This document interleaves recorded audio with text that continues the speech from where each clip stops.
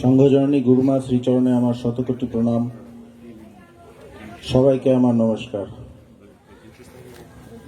আজ ভগবান 4-20 বছর পূর্ণ করলেন। আজ সারা পৃথিবীর জন্য একটা বিরাট দিন। আমরা একটা কথা বলি, লিগেসি বহন করা, উত্তরাধিকার বহন করা। আমরা জানি ভগবান যখন তার আধ্যাত্মিক যাত্রা শুরু করলেন, তখন তিনি তার পকেটে তার ইষ্টদেব ঠাকুর রামকৃষ্ণদেবের ফটো রাখতেন।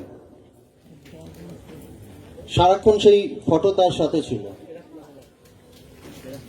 কিন্তু এখন তার পকেটে ফটো খুঁজলে, ঠাকুরের ফটো খুঁজলে পাওয়া যাবে না।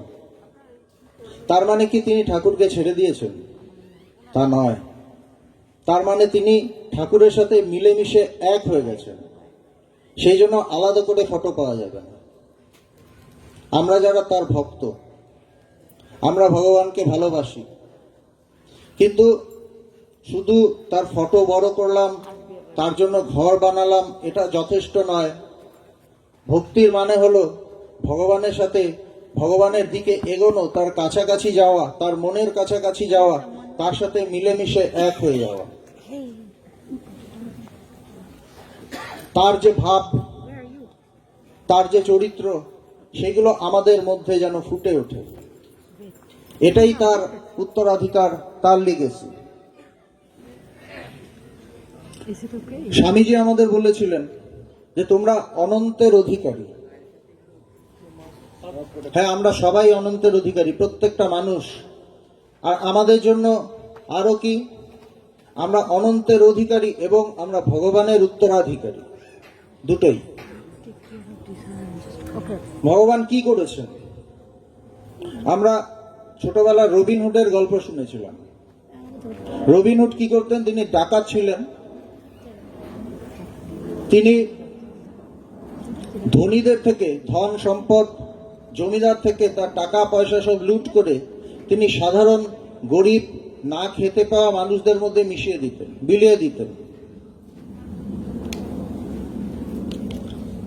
স্বামীজি বলেছিলেন, বনের বেদান্তকে ঘরে ঘরে ছড়িয়ে দাও। এই বেদান্তটা সাধারণ মানুষের মধ্যে নেই, এটা বনে জঙ্গলে সাধু সন্ন্যাসীদের মধ্যে, মুনি ঋষিদের মধ্যে গুহা গহ্বরে গচ্ছিত আছে। সেই সিন্ধুকে তালাবন্ধ ছিল, কঠিন শাস্ত্রের মধ্যে তালাবন্ধ ছিল। ভগবান সেখান থেকে ভেঙে সেই সম্পদ বের করে সবার মধ্যে ছড়িয়ে দিচ্ছে, সেই রবিনহুডের মতো।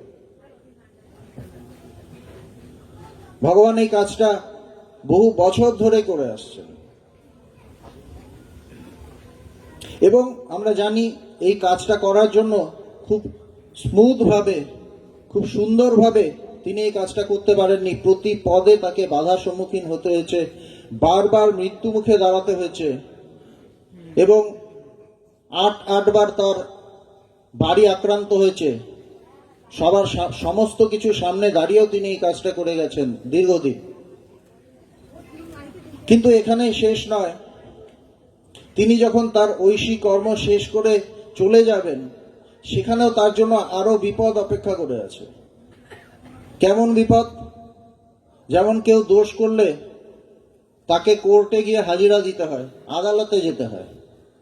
সেখানে যাওয়ার সাথে সাথে, তার স্বরূপে যাওয়ার সাথে সাথে সেখানে 5 জন বিচারক তার বিচার করবেন, মিনিমাম 5 জন, 5 ডিভিশনাল বেঞ্চ। সেখানে তার হিয়ারিং হবে, তাকে শোকজ নোটিশ পাঠানো হবে, তাকে ডাকা হবে। সেখানে বিচারকের আসরে কারা থাকবেন? থাকবেন রাম, থাকবেন কৃষ্ণ, থাকবেন শঙ্করাচার্য, থাকবেন চৈতন্যদেব, ঠাকুর রামকৃষ্ণদেব। রাম বলবেন, তুমি আধ্যাত্মিকতা কোথায় নিয়ে এসেছো? দেখো, আমি মর্যাদা পুরুষোত্তম শ্রীরাম, আমাকে দেখলেই মর্যাদা পুরুষোত্তম বলে মনে হয়। কিন্তু তোমাকে কি মনে হয়? তোমাকে সবাই বেহায়া বলে, তুমিও নিজেকে বেহায়া বলো। কিন্তু সবাই পাবার জন্য বেহায়া থাকে, তুমি দেবার জন্য বেহায়া। কৃষ্ণ আসবেন, কৃষ্ণ বলবেন, আমি বলেছিলাম এই তত্ত্ব তুমি সবাইকে বলবে না, আমি বলেছিলাম অভক্তকে বলবে না, অবিশ্বাসীকে বলবে না, অশ্রদ্ধাবান যারা শ্রদ্ধাবান নয় তাদের বলবে না, কিন্তু তুমি সবাইকে বলেছো। শঙ্করাচার্য আসবেন, শঙ্করাচার্য বলবেন যে আমি সাধন চতুষ্টয় বলে দিয়ে গিয়েছিলাম, আমি সমস্ত কিছু স্ট্রাকচার্ড ওয়েতে বলে দিয়ে গিয়েছিলাম, তুমি মানোনি। আমি বলেছিলাম যার বিবেক আছে, যার বৈরাগ্য আছে, যার সৎ সম্পত্তি আছে, সমদম আদি সৎ সম্পত্তি আছে, এবং যার মুমুক্ষুত্ব আছে, এবং সব থাকার পর যে সন্ন্যাস নিয়েছে, তুমি তাকে বেদান্ত বলবে। তুমি কিচ্ছু মানোনি। তুমি বেদান্ত সবাইকে বলেছো। তুমি বেদান্ত মোল্লাহাটিতে বলেছো, তুমি বেদান্ত 50 নম্বরে বলেছো, তুমি বেদান্ত বাদুতে বলেছো। সবাই কি বেদান্ত শোনার যোগ্য? আমি অধিকারী ভেদ তৈরি করে দিয়েছিলাম, তুমি কিচ্ছু মানোনি।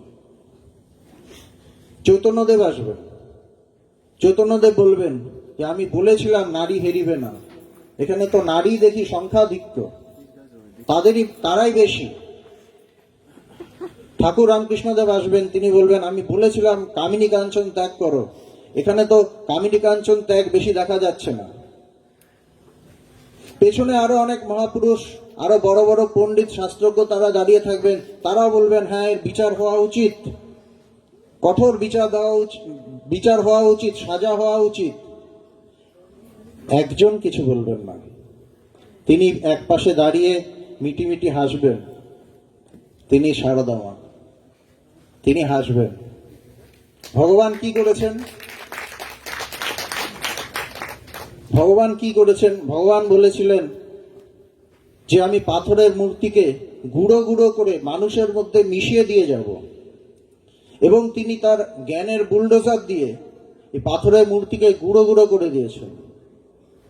যত জমাট বাঁধা আধ্যাত্মিকতা, জমাট বাঁধা ধর্ম যেগুলো বিগ্রহের রূপ নিয়েছে, সমস্ত কিছুকে তিনি ক্রাশ করেছেন, করে মানুষের মধ্যে তার এই যে প্রেম, তার প্রেমের ঘূর্ণিঝড়ে সেই গুঁড়োগুলো মানুষের মধ্যে মিশে গেছে, সারা পৃথিবীতে ছড়িয়ে পড়েছে। এমনভাবে ছড়িয়ে পড়েছে আর কিছু দেখা যাচ্ছে না, শুধু সেই গুঁড়োগুলোই দেখা যাচ্ছে, সবার গায়ে পড়ছে, এবং সবাইকেই আলাদা করে আর চেনা যাচ্ছে না, নাম রূপ কিচ্ছু বোঝা যাচ্ছে না, শুধু সবাইকেই সেই বিগ্রহই মনে হচ্ছে। ভগবান এটা করে গেছেন। যারা চোখ খুলে একটু দেখতে পারছে তারা সেই গুঁড়োগুলোকেই দেখছে, আর যাদের চোখে সেই গুঁড়ো পড়ে ঝাপসা হয়ে গেছে তারা চোখ বন্ধ করে নিজেকেই দেখছে। ভগবান 80 বছর ধরে এই করে যাচ্ছেন। সেই ভগবানের চরণে শতকোটি প্রণাম জানিয়ে এখানেই শেষ করছি।